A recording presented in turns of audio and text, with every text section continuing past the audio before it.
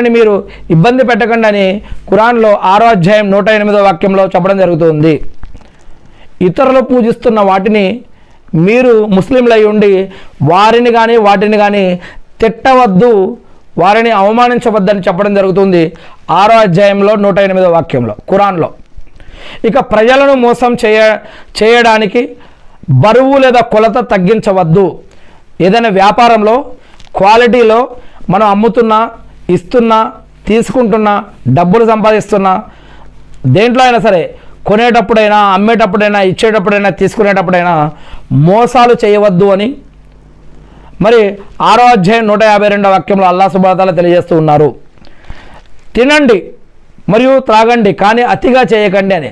మన కడుపులో 7 ప్రేగులు ఉంటాయి, దానికి భాగాలు చేయాలని గాలి, ఆహారము, నీరు మరియు ఇంకా ఇలా ఈ విధంగా మీరు దాన్ని విభజించండి.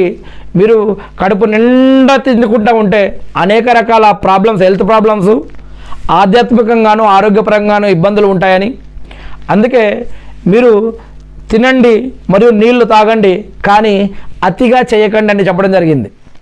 మరియు ఆ యొక్క నీళ్ళని మరియు తిండిని అతిగా చేయడంలో వృధా కూడా చేయకండి అని చెప్పడం జరిగింది.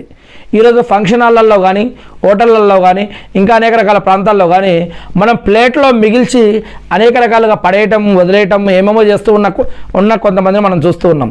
మరి మీకు ఎంత కావాలో అంతే తినండి, దాన్ని వృధా చేయకండి, అతిగా కూడా చేయకండి అని 7వ అధ్యాయం 31వ వాక్యంలో అల్లాహ్ సుబ్హానహు వ తఆలా తెలియజేస్తూ ఉన్నారు.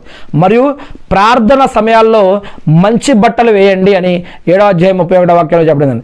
మీరు ఒక ఫంక్షన్లు, పార్టీలు లేదా ఏదైనా ఊరు వెళ్ళాలి, లేదంటే ఎవరి దగ్గరైనా మంచి వ్యక్తిని కలవాలి అనుకున్నప్పుడే మరి మంచి బట్టలు కాదు, ఆ టైంలోనే కాదు, మీరు అల్లాహ్ని ఆరాధించడం కోసం మస్జిద్కి వెళ్తున్నా సరే, మామూలుగా అయినా సరే మీరు నీట్గా ఉండండి, పరిశుభ్రంగా ఉండండి, మంచి బట్టలు వేసుకోండి. మగవారైతే కనుక ఖుషుబు వాసన కూడా పెట్టుకోండి. ఆడవారైతే బయటికి వస్తే మాత్రం బజార్లోకి, బయటికి వీధుల్లోకి వస్తే ఆడవారు ఖుషుబు పెట్టుకోకూడదు. మరియు ఇంట్లో ఉంటే అది వేరే విషయం. మరియు ఎప్పుడైనా సరే మన యొక్క సత్తర అనే భాగాలు ఏవి కూడా కనిపించకుండా వస్త్రధారణ అనేది వేసుకోవాలి. ముఖ్యంగా ప్రార్థనా సమయాల్లో మంచి బట్టలు ధరించాలి అని ఖురాన్లో 7వ అధ్యాయం 31వ వాక్యంలో తెలియజేయడం జరుగుతూ ఉంది. ఇక మరియు రక్షణ కోరే వారిని రక్షించి సహాయం చేయండి అని 9వ అధ్యాయం 6వ వాక్యంలో చెప్పడం జరుగుతుంది. రక్షణ కోరే వారిని రక్షించి సహాయం చేయండి అని ఇక్కడ 9వ అధ్యాయం 6వ వాక్యంలో చెప్పడం జరుగుతుంది. వారు ముస్లింలైనా, ముస్లింలు కాకపోయినా, పేదవారైనా, ధనికులైనా, వారు మనవారైనా కాకపోయినా, ఎవరైనా సరే